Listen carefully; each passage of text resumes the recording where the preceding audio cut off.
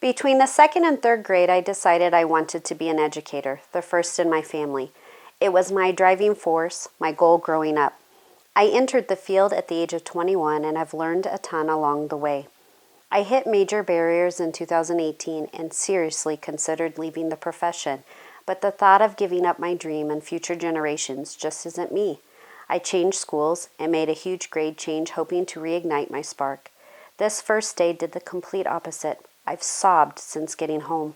I'm bummed to report such a rough start.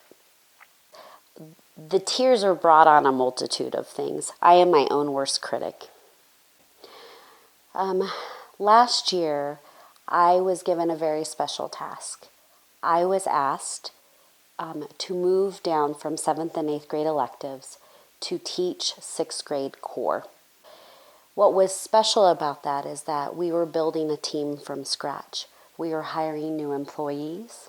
We were having a new group of students coming to us for the first time ever. And what I found difficult for my year last year was trying to balance home and work. That's what it comes down to.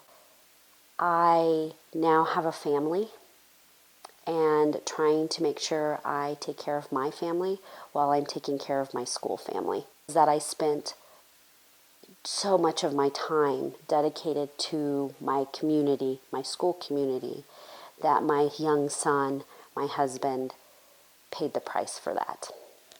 I think what I find, the demands of education have evolved for me.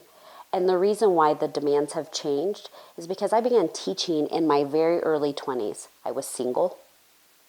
I had no other requirements. I had no other expectations of me. By the time I married, I had been teaching almost a decade. I had already bought a home. I had already finished a master's degree. So for the first 10 years, it didn't matter if I had to work Saturday morning at school or I would spend Sunday afternoons watching football grading papers. So once my home life changed, I started to feel the demands of education, and I'm thinking they probably were always there. I just didn't feel it because I didn't have anything outside of school pulling me there. And so when I had my son, I was heading into year 13. And so for that first decade, when anyone said, hey, can you stay late for accountability? Hey, can you come in early for an IEP meeting? I was like, sure, because I didn't have any other roles I needed to play in life. And then when I added roles such as being a wife and a mom, that changed it. Last year was the first year that I really felt the pressure of the balance and the guilt of not being at home. Because last year I had a first grader at home.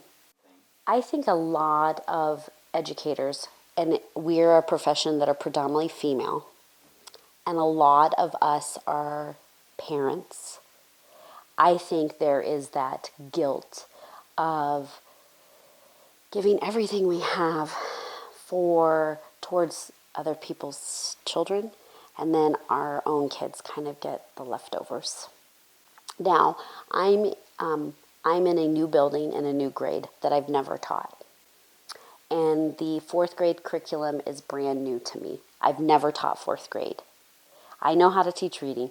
I know how to teach science and social studies. However, I've never taught the curriculum or the standards that have been set forth by the district. The tears are brought on a multitude of things. I am my own worst critic. That's probably foremost. And I didn't feel like I left them with a good first day. As a veteran teacher, sometimes people assume that because you're a veteran teacher, you automatically know your stuff. And going into a new building in a new grade, I didn't feel as crisp as I thought I should have felt at almost 2 decades of teaching. The kids on the first day of school were a wreck. They had just spent 10 weeks away from the structure and routine of education. And on top of that, I basically had, even though I'm teaching fourth grade, I had third graders in my classroom. I had just left kids that were almost seventh graders. That's a huge gap in maturity and understanding and patience and wait time.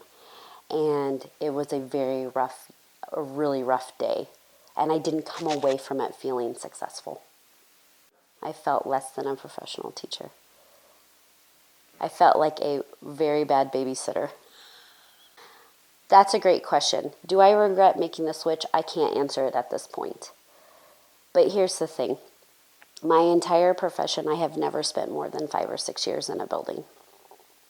And the reason why is because I do enjoy challenge. I value being exposed to new colleagues, new thinking, new ideas.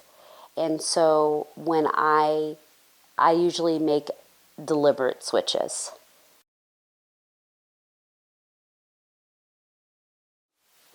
So how would you say the year went? Tough. And Why? so last year was year 19. And out of 19 years, it is as tough as my first year. That says a lot. This is a ton.